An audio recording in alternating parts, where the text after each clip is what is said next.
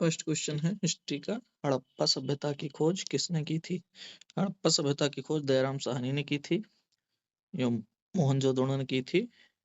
मोहनजोदड़ो की खोज राखालदास बनर्जी ने की थी। दयाराम साहनी ने 1921 में हड़प्पा सभ्यता की खोज की थी, जो पाकिस्तान के पंजाब प्रांत में पड़ता है। दूसरा क्वेश्चन है, वो शासक जिसने जैन मुनि की तरह उपवास के द्वारा शरीर त्याग दिया था, तो वो शासक था चंद्रगुप्त मौर्य। चंद्रगुप्त मौर्य का पुत्र है बिंदुसार और बिंदुसार का पुत्र है अशोक। अशोक बहुत महान शासक था। और चंद्रगुप्त मौर्य कैसे शासक बना, इसको शासक बनाने में पूर्ण योगदान था, मतलब पूर्ण क्या उसी ने बनाया था। तक्षशिला यूनिवर्सिटी के प्रोफेसर थे। तक्षशिला यूनिवर्सिटी भी इस समय पाकिस्तान में पड़ती है। तक्षशिला यूनिवर्सिटी के प्रोफेसर थे चाणक्य, जिनका नाम कौटिल्य और विष्णुगुप्त भी है। वो एक बार घनानंद के दरबार में गए थे किसी वजह से, तो घनानंद ने उनकी बहुत बेइज्जती की थी। तभी से उन्होंने ठान लिया था कि वो घनानंद को परास्त करेंगे। तब इन्होंने चंद्रगुप्त को ट्रेंड किया और घनानंद से युद्ध जीतकर मौर्य साम्राज्य की स्थापना की थी। फिर चंद्रगुप्त मौर्य की दो पत्नियां हैं शायद। एक राजकुमारी लिच्छवी थी और दूसरी, जब इन्होंने सिकंदर का जो सेनापति था सेलुकस जो है, जब आया था भारत में, तो उन्होंने सेलुकस को पराजित किया। तो उसमें शायद डील हुई थी। डील क्या, उसने अपनी पुत्री की शादी कर दी थी, हेलेना नाम था उसका। हेलेना की शादी कर दी थी चंद्रगुप्त मौर्य से। सेलुकस की पुत्री थी हेलेना। नेक्स्ट क्वेश्चन है, तराइन का प्रथम युद्ध 1191 ईस्वी में किसके मध्य लड़ा गया था?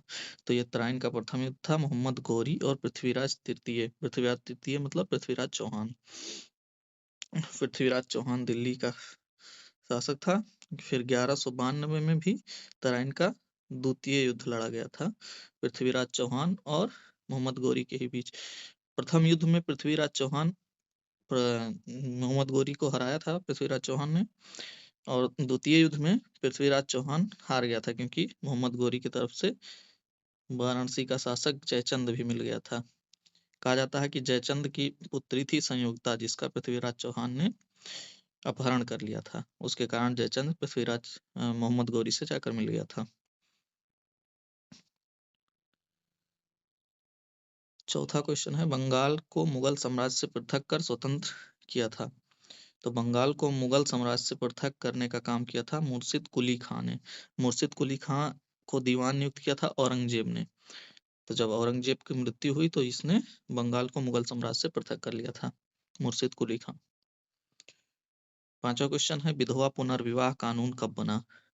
तो विधवा पुनर्विवाह कानून बना था 1856 ईस्वी में। 1856 ईस्वी में विधवा पुनर्विवाह के बारे में सबसे ज्यादा आवाज उठाई थी ईश्वरचंद विद्यासागर ने। ईश्वरचंद विद्यासागर ने।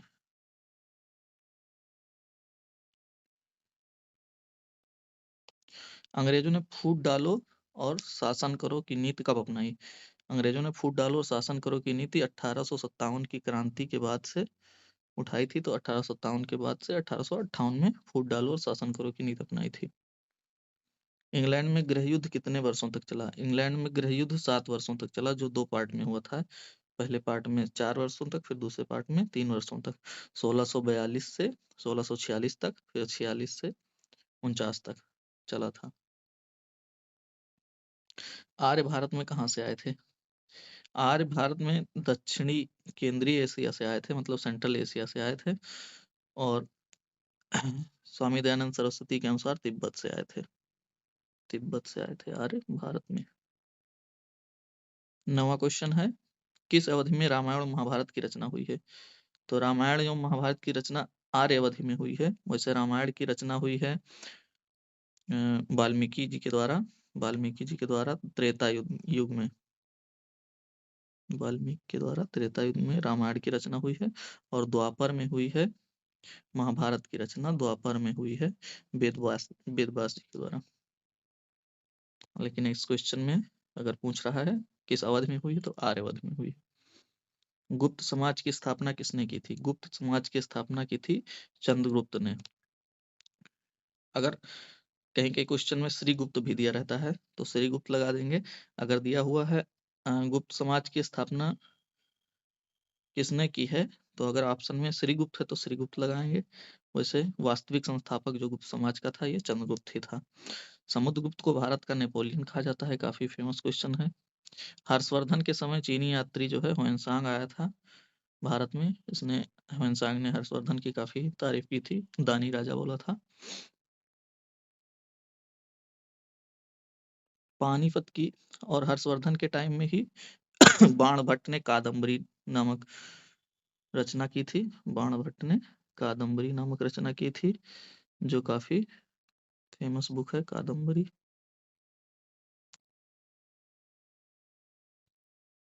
पानीपत की दूसरी लड़ाई किनके बीच हुई थी, तो पानीपत की 3 लड़ाइयाँ हुई थी। एक 1526 ईस्वी में हुई थी, 1526 ईस्वी में।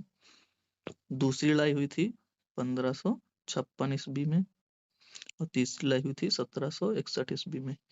तो पहली लड़ाई 1526 ईस्वी में, दूसरी लड़ाई 1556 ईस्वी में, तीसरी लड़ाई 1761 ईस्वी में। 1556 ईस्वी में दूसरी लड़ाई पूछा रहा है किन किन के बीच हुई थी, तो दूसरी लड़ाई 1526 ईस्वी में अकबर और हेमू के बीच हुई थी, लेकिन ऑप्शन में अकबर और हेमू कहीं दिया हुआ नहीं है। अकबर का संरक्षक था बैरम खान, ऑप्शन में अगर बैरम खान होगा तो बैरम खान लगा देंगे, क्योंकि उस समय अकबर की एज कम थी और बैरम खान उसके संरक्षक में था। तो यहाँ बैरम खान और हेमू हो जाएगा। वैसे बैरम खान दिया नहीं होता है, ये ऑप्शन गलत है। अकबर और हेमू के बीच हुई थी दूसरी लड़ाई। तीसरी लड़ाई हुई थी अहमद शाह अब्दाली और मराठों के बीच, और पहली लड़ाई बाबर और हुमायूं के बीच हुई थी।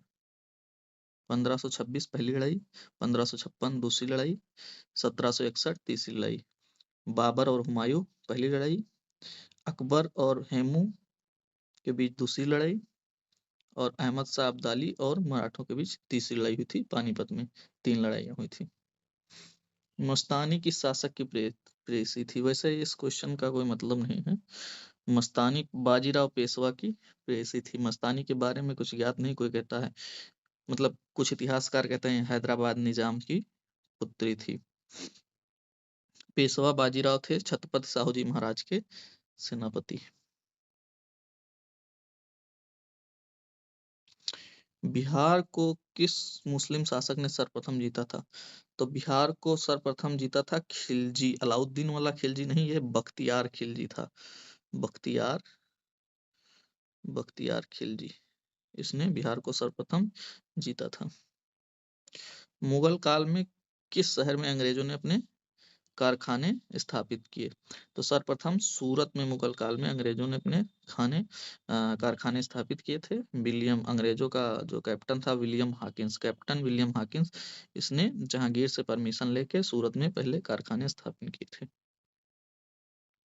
मोहम्मद गौरी कहाँ का शासक था, मोहम्मद गौरी था अफगानिस्तान का शासक, जो बाद में भारत पर आक्रमण किया था, पृथ्वीराज चौहान से युद्ध लड़ा था।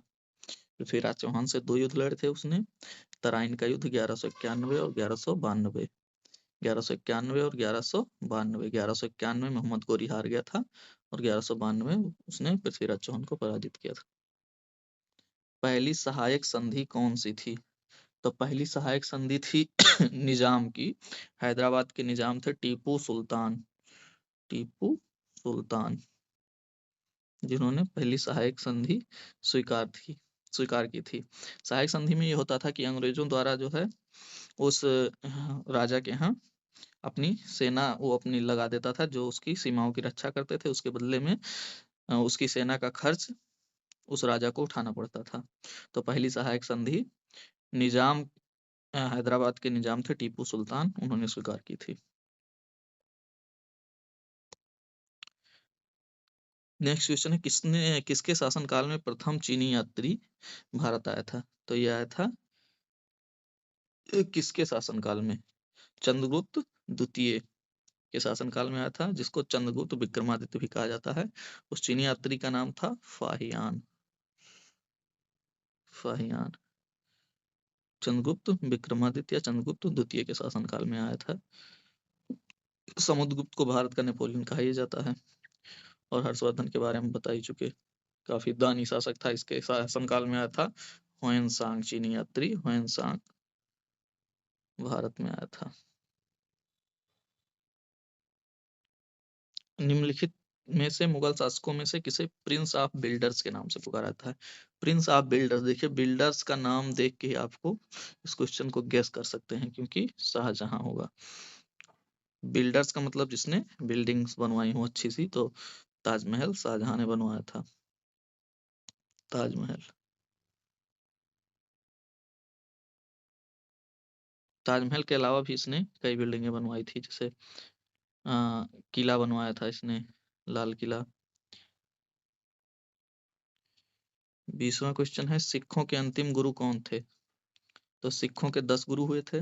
प्रथम गुरु थे गुरु नानक देव, जिसने सिख धर्म की संस्थापना की थी, गुरु नानक देव। और सिखों के अंतिम व 10वें गुरु गुरु गोविंद सिंह थे, जिनकी अभी 29 दिसंबर को जयंती भी थी। 29 दिसंबर को गुरु नानक देव, सिखों के 10वें गुरु। ये सारे क्वेश्चन खत्म हो गए। अगर आपको क्वेश्चन पसंद आए तो चैनल को सब्सक्राइब करें और शेयर करें, लाइक कर दें। थैंक यू सो मच देखने के लिए।